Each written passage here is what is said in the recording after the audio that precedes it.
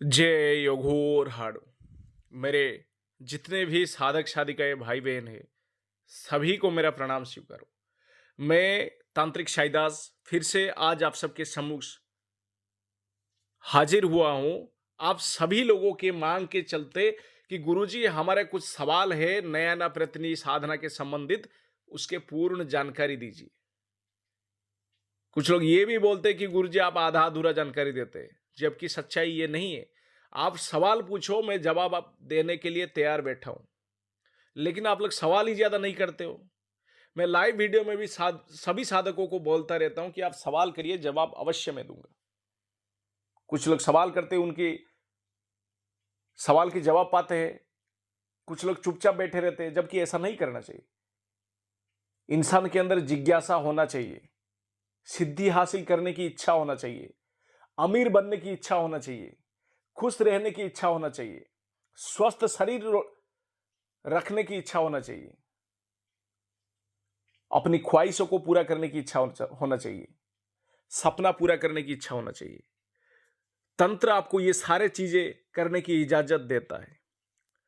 भगवान स्वयंभू शंभुज ने, भगवान शिव जी ने सभी को तंत्र की रचना इसीलिए की है, तंत्र की रचना इसीलिए किए थे कि जन कल्याण तंत्र का इस्तेमाल करके अपने संसार, अपने घर और अपने परिवार को खुशी से रख सके, स्वयं भी खुश रह सके। अगर कोई कठिनाई आ रहा है, तंत्र और मंत्र के जरिए से उसका हाल स्वयं शिव जी ने बता रखे हैं। लेकिन कुछ लालची तांत्रिकों ने इसका गलत इस्तेमाल करके तंत्र को बदनाम किए हुए हैं, जबकि सच्चाई ये है कि तंत्र की रचना जन कल्याण के लिए ही हुआ था, लोगों की कल्याण करने के लिए, साथ ही साथ अपने खुद की कल्याण करने के लिए हुआ था। तंत्र के जरिए से पैसों की कमी दूर किया जा सकता है, बीमारियों को ठीक किया जा सकता है। तंत्र की जरिए से असाध्य कार्य को भी साध्य किया जा सकता है। ठीक है, अपने हर वो इच्छा को तंत्र के जरिए से पूरा किया जा सकता है। इसके लिए तंत्र में षटकर्म की जिज्ञासा, तंत्र में षटकर्म की रचना बताया गया है। तंत्र में षटकर्म के बारे में बताया गया है, तंत्र में 10 कर्म के बारे में बताया गया है, तंत्र में परा अपरा विद्या के बारे में बताया गया है, तंत्र में अष्ट सिद्धि नवनिधि के बारे में बताया गया था, जो हनुमान जी के पास था, जो गुरु गोरखनाथ जी के पास था। तंत्र में ऐसे ऐसे विद्या बताया गया है। अलग अलग तंत्र में काली तंत्र, गणेश तंत्र, भैरव तंत्र, ठीक है, ऐसे कई सारे तंत्र मौजूद हैं। इसमें अनगिनत ऐसे विद्या, ऐसे उपाय बताया गया है जिससे लोग अपनी परेशानियों से, दुश्मनों से, हर चीजों से छुटकारा पा सकते हैं और अच्छे जीवन जी सकते हैं।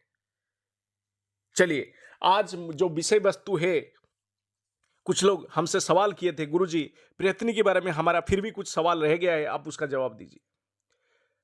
एक व्यक्ति ने हमसे सवाल किए थे, प्रयत्नी की मंत्र जागृत करने की जरूरी है, जो आपने नया नया प्रयत्न की साधना दिए थे। जी हाँ, जागृत करने की जरूरत है, क्योंकि वो तांत्रिक मंत्र है।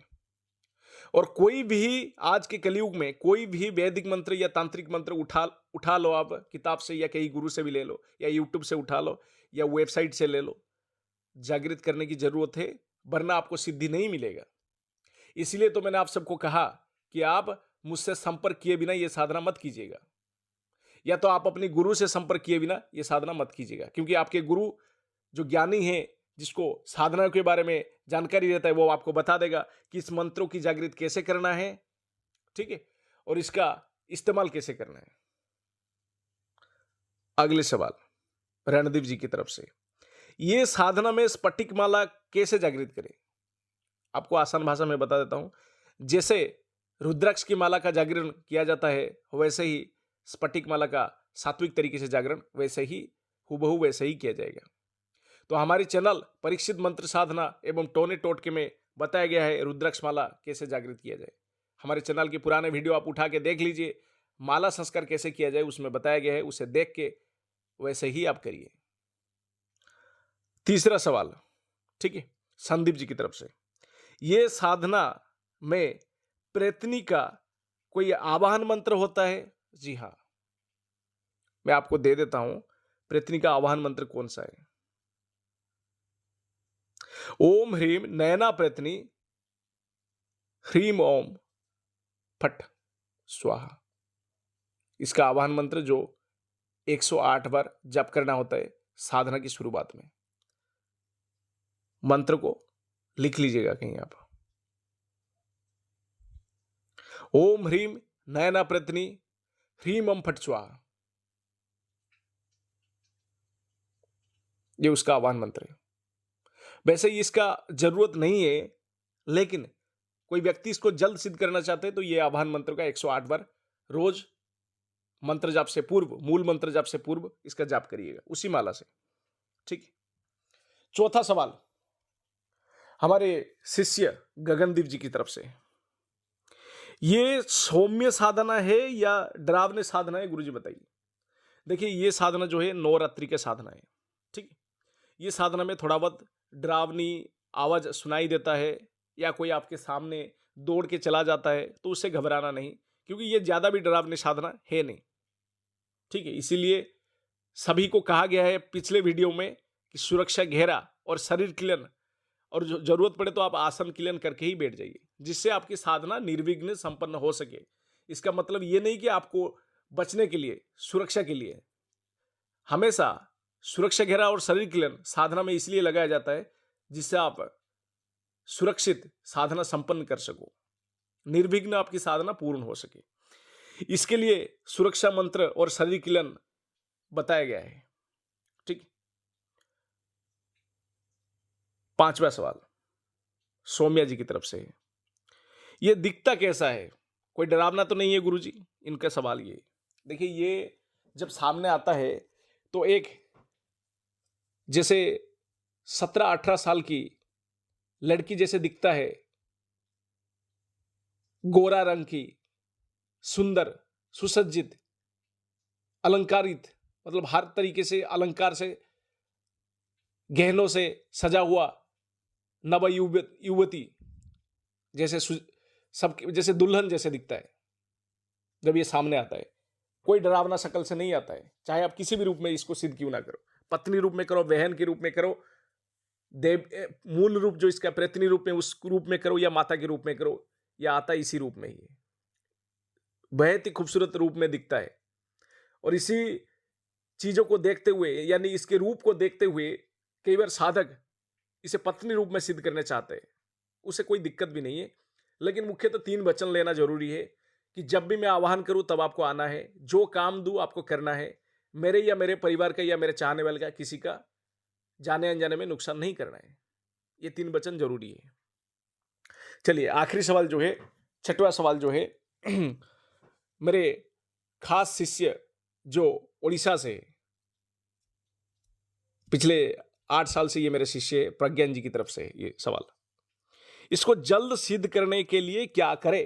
जैसे मैंने आप सबको थोड़ी देर पहले कहा, सबसे पहले ये साधना जब जिस दिन शुरू करें, यानी जिस दिन, यानी मुख्यतः ये साधना गुप्त नवरात्रि या तो नवरात्रि या तो चंद्र ग्रहण या तो शनि अमावस्या के दिन ये साधना शुरू किया जा सकता है, जो पहला दिन होगा। नवरात्रि के वैसे किसी भी दिन शुरू किया जा सकता है। ठीक।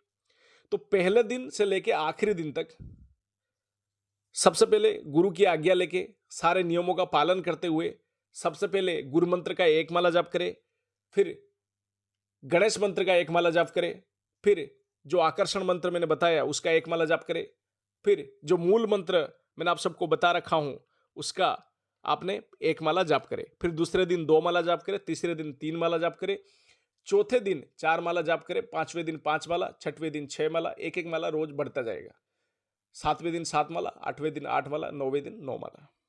ये मुख्यतः 8वें दिन से 9वें दिन के बीच में, मतलब 8वें दिन साधना में ये साधक को दर्शन दे देता है, वो भी प्रत्यक्ष। ऐसा नहीं है कि आपके सामने कोई परछाई आएगा या कोई धुंधला सा शकल जैसा आएगा, ऐसा कुछ नहीं होता है।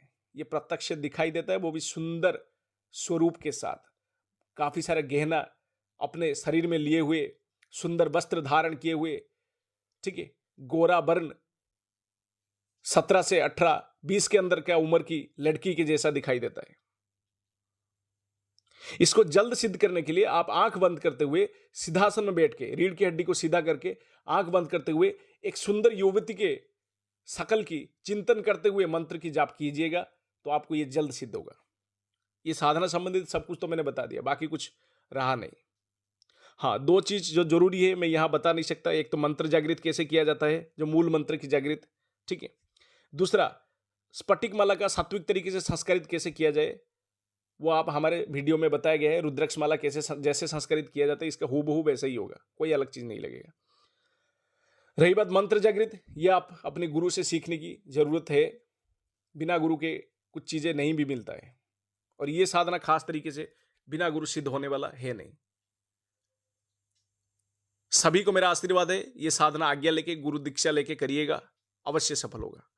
क्योंकि ये साधना में असफलता की, आज तक जितने लोगों ने ये साधना की है सभी को सफलता मिला है, कोई भी साधक को असफलता नहीं मिला है।